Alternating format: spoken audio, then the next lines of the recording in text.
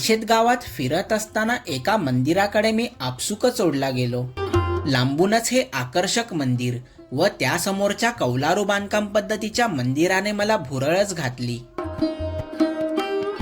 हे पुरातन मंदिर आहे श्री महालक्ष्मी देवीचं व त्यासमोरचं श्री महाकालीचं.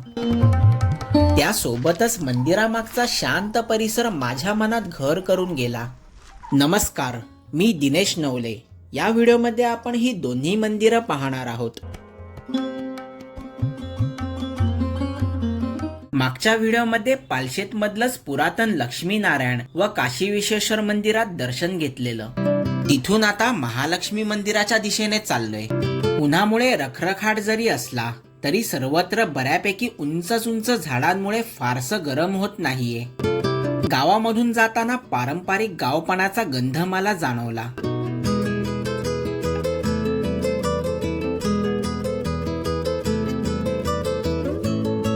लक्ष्मीनारायण मंदिरापासून साधारण 2 मिनिटं आल्यानंतर कौलारू बांधकाम पद्धतीची छोटीशी वास्तू व त्यामागे मंदिराचा कळस दिसतोय. तर मंडळी, आपण लक्ष्मीनारायण मंदिर आणि श्री काशी विश्वेश्वर मंदिरापासून थोडं पुढे आल्यानंतर अगदी 2 मिनिटावरती आपण या महालक्ष्मी मंदिराच्या प्रवेशद्वारापाशी पोहोचलेलो आहोत. बाजूला आपल्याला हे मंदिर पाहू शकतो आपण. सुंदर असं मंदिर आहे. खूप छान प्रसन्न वातावरण इथलं आहे. आता आपण आतमध्ये जाऊया, आई महालक्ष्मीचं दर्शन घेऊया. लांबूनच मंदिराला दिलेला आकर्षक रंग, त्यावर केलेले नक्षीकाम व अनोखा कळस पाहिला. कळसावर भगवा ध्वज फडकतोय. पालशेत गाव मुळातच खूप सुंदर आहे आणि या गावात बऱ्याच चित्रपटांचे चित्रीकरण सुद्धा झालेले आहेत. सोबतच त्याला हे मंदिर सुद्धा अपवाद नाहीये. सुंदर माझे घर, काकस्पर्श या चित्रपटांचे चित्रीकरण सुद्धा इथे झाल्याचं समजतं. हे मंदिर म्हणजे बाहेरून जुन्या पारंपरिक घराचाच भास करून देतो.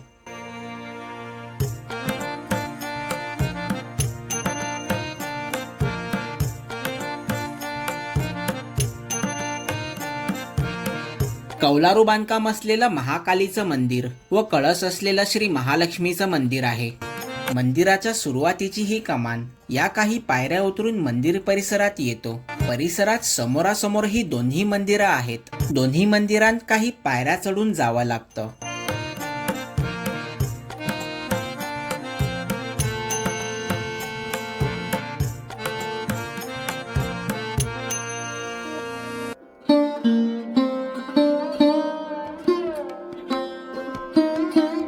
मंदिराच्या 2 बाजूंना प्रत्येकी 2-2 असे छोटेसे मोकळे द्वार आहेत, जिथूनही सभा मंडपात प्रवेश करता येतं.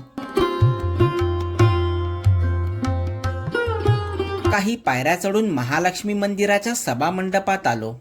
सभा मंडप पताक्यांनी सजवलाय. सभा मंडपावर एका रांगेत काही पितळी घंटा बसवल्यात. गाभाऱ्याच्या प्रवेशद्वारावर नामफलक बसवलाय.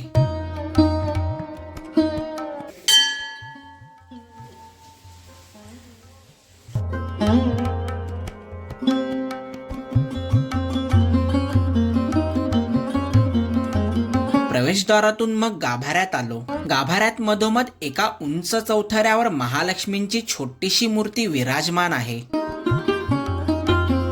देवीच्या 2 बाजूंना गणपती बाप्पा व छोटीशी शिवपिंड आहे. गाभाऱ्यात प्रवेश करून तिथल्या देवतांचं दर्शन घेतलं. हे मंदिर बऱ्याच शतकांपासून असल्याचा अंदाज आहे. ते याच्या भक्कमतेवरूनच जाणवतं. दरवर्षी नवरात्रीला या मंदिराला रंगरंगोटी दिली जाते. त्याने मंदिराचं सौंदर्य आणखी खुलून दिसतंय. तुम्हाला या मंदिराविषयी काही माहिती असेल तर ती खाली कमेंट करून नक्की सांगा, जेणेकरून माझ्यासोबतच आपल्या प्रेक्षकांनाही याची अधिक माहिती समजेल. महालक्ष्मी मंदिराच्या प्रवेशद्वारातून समोरचं मंदिर पाहिलं.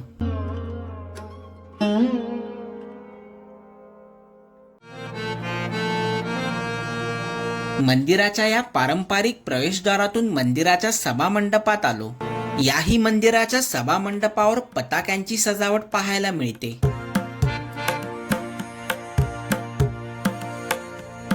इथेही बऱ्याच घंटा आहेत. सभामंडप पार करून मग अनोख्या गाभाऱ्यात आलो. इथल्या गाभाऱ्यात मधोमध महाकालींची मूर्ती आहे. तर तिच्या 2 बाजूंना शिवपिंड व काळभैरवाच्या मूर्ती आहेत.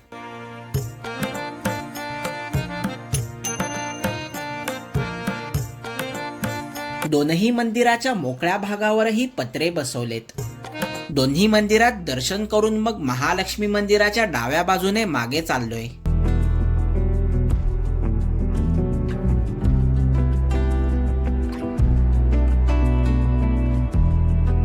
मंदिराच्या मागून डाव्या बाजूने एक उताराचा रस्ता खाली जातोय. त्या रस्त्याने या पायऱ्या उतरून खाली जाऊ लागलो.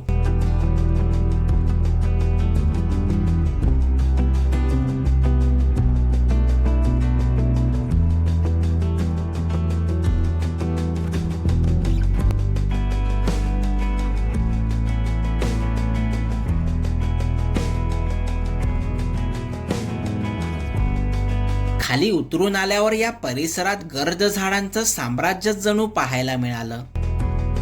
इथलं वातावरण खूपच शांत व प्रसन्न करणारं आहे. परिसरात सर्वत्र पक्ष्यांचे आवाज कानी पडत आहेत.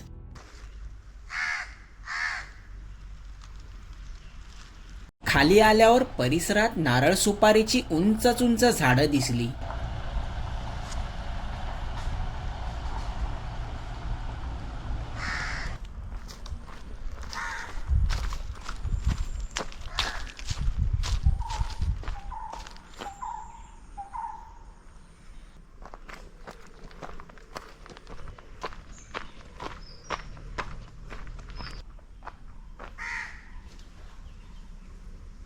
मध्येच अनोख्या पक्ष्यांचेही दर्शन घडतायत.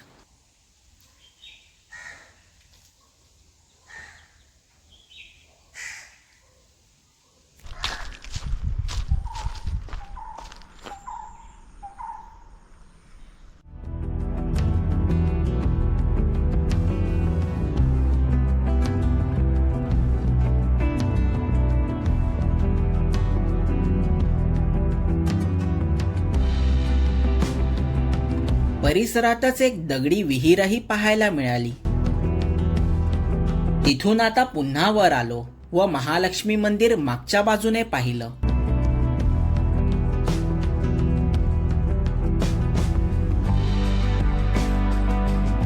इथून मग आता बोऱ्या बंदराला जायला निघालो, जो पहा पुढच्या व्हिडिओमध्ये. आणि हो, तो व्हिडिओ म्हणजे माझ्या या वेळेच्या गुहागर सिरीजचा शेवटचा व्हिडिओ असणार आहे.